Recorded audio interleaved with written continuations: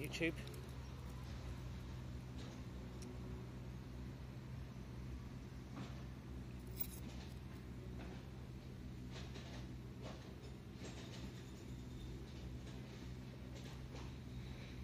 Blackbird Piper here.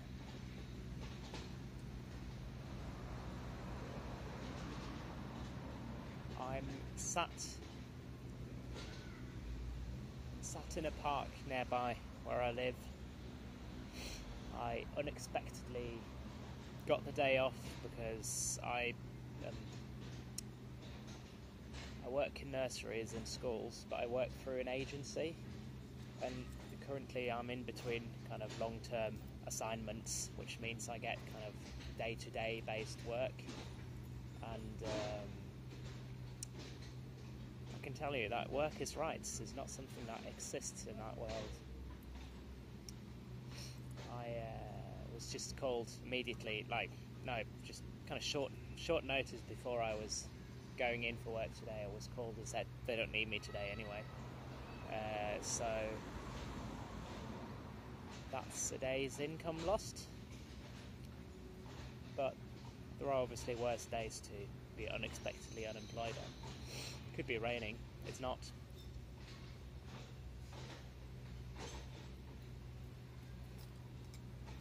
I am.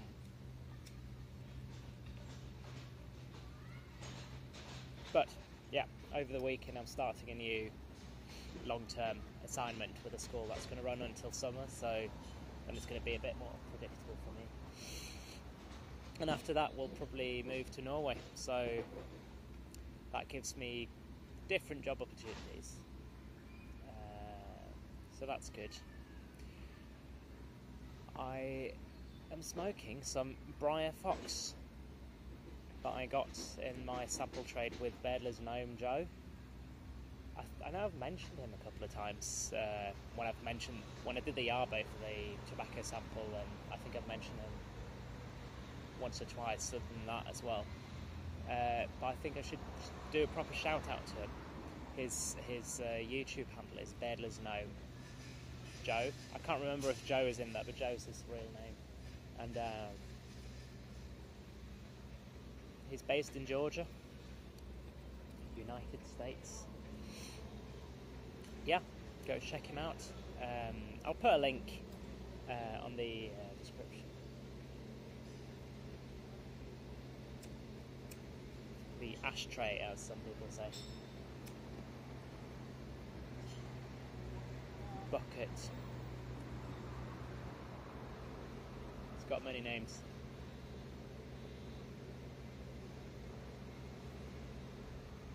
So yeah, the cherry trees are full blossom. It started all of the what's it called? Flower pallets? I don't know. The little leaves on the flower. Can't remember what it's called. Started to fall. Kornblad, it's called in Norwegian. Can't remember what it's called in English. But yeah, most of the flowers are still there. Very nice. Like a pink ceiling.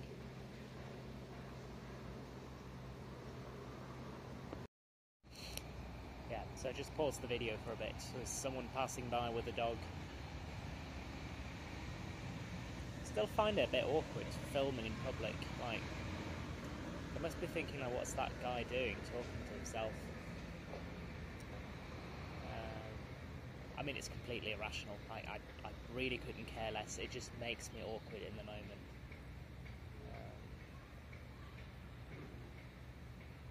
It's just outside my comfort zone, really.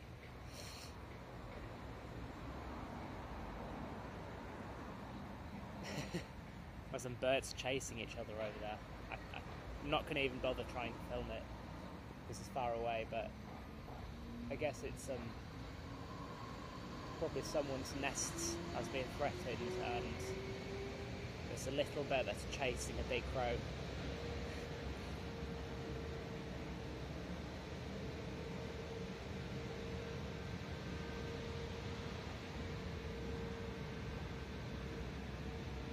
It's always nice when someone beats back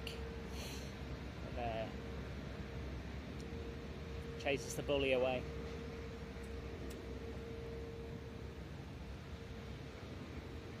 There's a couple of other guys I'd like to give a shout out to, besides BeardlessGnome Joe, and that is, I'll start with, take them in the order I discovered their channels. There's one that I've been following for quite a while actually, also long before I commented on anything, and that's Quaker Piper. Some of you might have seen him around. Yeah, he's a nice guy. I think he also, I think he's got an interesting channel because he's not afraid of kind of bringing in his own interests. So whether it's because a free jazz legend died and he plays some free jazz on the channel, or if it's some political views that he knows that most of the listeners or viewers will not agree with, he's not afraid of bringing it in, but it's not done in a way that that kind of induces debate or anything. It's just, yeah, part of his personality on YouTube, which I think is nice. And that is actually something that the second person I'm going to give a shout out to is Man of Yorke, and he actually mentioned that, I think it was in his introduction video, that he likes YouTube YTPC channels where obviously you talk about pipes and this shared hobby that we have, but he likes when you can also see something more of the personality, that you share that it's not just about the technicalities of the hobby of pipe smoking, but you kind of give something more of who you are and what you like to do, whether it's the spots you take your viewers to see or it's topics you like to discuss. Well, and I couldn't agree more. So yeah, my third shout out goes to Man of Yorke. He's fairly new on YouTube. At least he's not produced a lot of videos yet, but I think they're really interesting. He's into history and has made a couple of history videos. So yeah, go check him out. That's BeardlessGnome Joe, Quaker Piper, Hector is his name, and Man of Yorke, Martin, I think his name is. Sorry, Man of Yorke, if I got your name wrong, but I think it's Martin.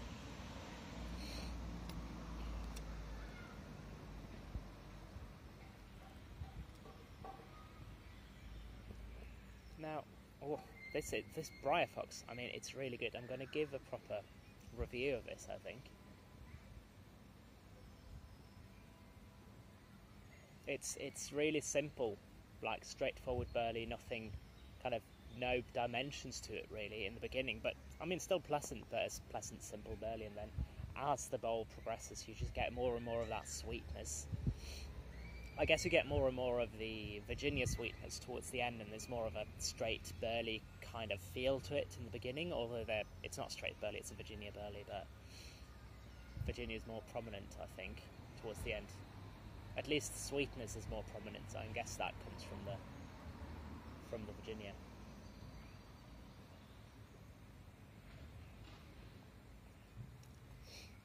Anyway, I was gonna just show you a little thing an invention I came up with.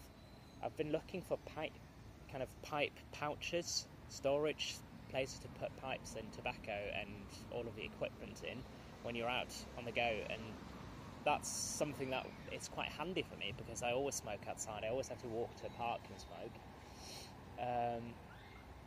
So being able to pack everything in a pouch would be nice. And I've looked into pipe rolls. I would still quite like to have a pipe roll at one point. They seem quite handy, but I needed something a bit more straight away. And I was in Muji in London. You know, that shop that sells kind of Japanese. It's kind of a mini IKEA with Japanese stuff. just need to relight this. And I found that one of the toiletries bags that they sell looks like this. Standard with a little handle on top there. It's perfect for storing your pipe stuff. So, it even comes with a little hook, so when it's open you can hang it like that.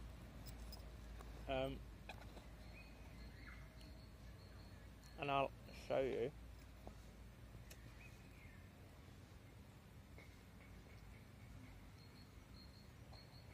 Keeping my pipe lit while talking to a camera is still something I struggle with.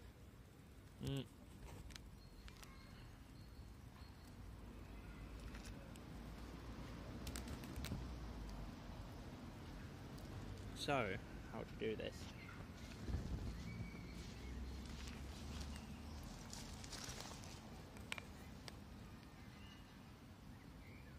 I've got the main chamber here, where I guess you can put like tubes and toothpaste and stuff like that. Works really well for pipes because it's got, I can't really show it, but it's got little like straps that you can put the pipes in, and I can fit easily several pipes there. Like today, I've fit in 1, 2, 3 pipes and a little jar of Briar Fox. There's a little thing on the front where I can put in pipe cleaners.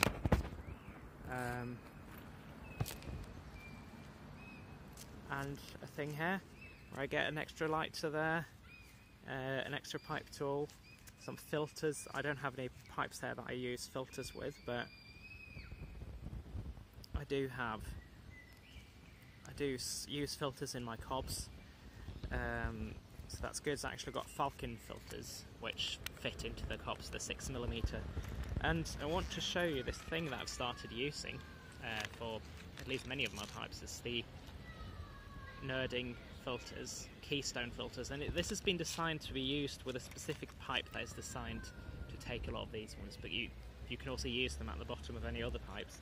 And they're like little pebbles, if you haven't seen them yet. Let's see.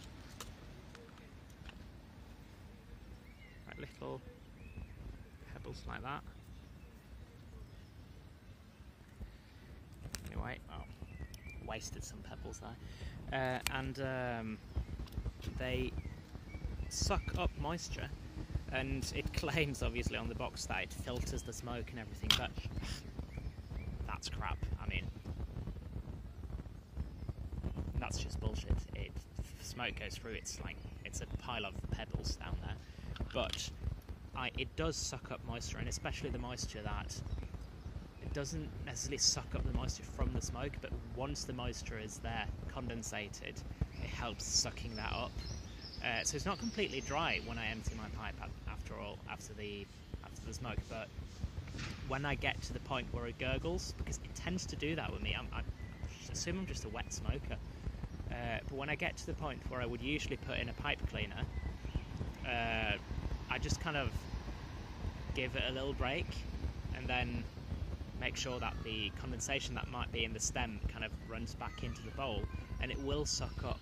Maybe that happens twice, that I get a little gurgle, but it will kind of suck up, the stones will suck it up, so I think that's really good, and it has also made it more easy for me to keep my, to actually finish all of the tobacco that I put in, because obviously there will be stones at the bottom, and I will manage to finish all of my tobacco all the way down, because whatever moisture is in the bottom of the bowl will be below the stones, right at the bottom of the bowl, and then the tobacco will be kept dry on top of the pebbles. So yeah, that's actually really handy, and yeah, it does mean that I don't smoke the pipes kind of all the way to the bottom. Maybe that actually is worse for the pipe because it's wet, but I mean, we're smoking to enjoy it, and this makes my pipe smoking just a little bit more enjoyable. And if that means my pipe will be ruined 10 years earlier than it would be otherwise, then that's worth it. It's not expensive to buy these estate pipes anyway. So yeah, I recommend checking out. Comes in a little handy box, like little mints, and you can refill that box, little tin. So yeah, that's it. Obviously, I will still look out for a more kind of proper like pipe roll, something that looks a bit better than this. I mean, it does look like a toiletry bag because it is. But if you do look for something that actually works straight away, you don't have to kind of that you can get. Especially if you live in the UK in a city, you probably have a Muji around and you can get that. So yeah, that is highly recommended. See if I can place my phone back. There, yes. So,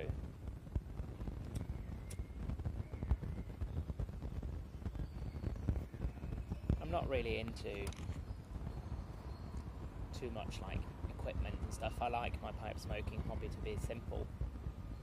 Pipe, tobacco, a lighter, and a tamper, and pipe cleaners. I don't want to have like all. I don't like adding like filters and stuff to that, but it just makes my smokes better, really. And that's what it's about.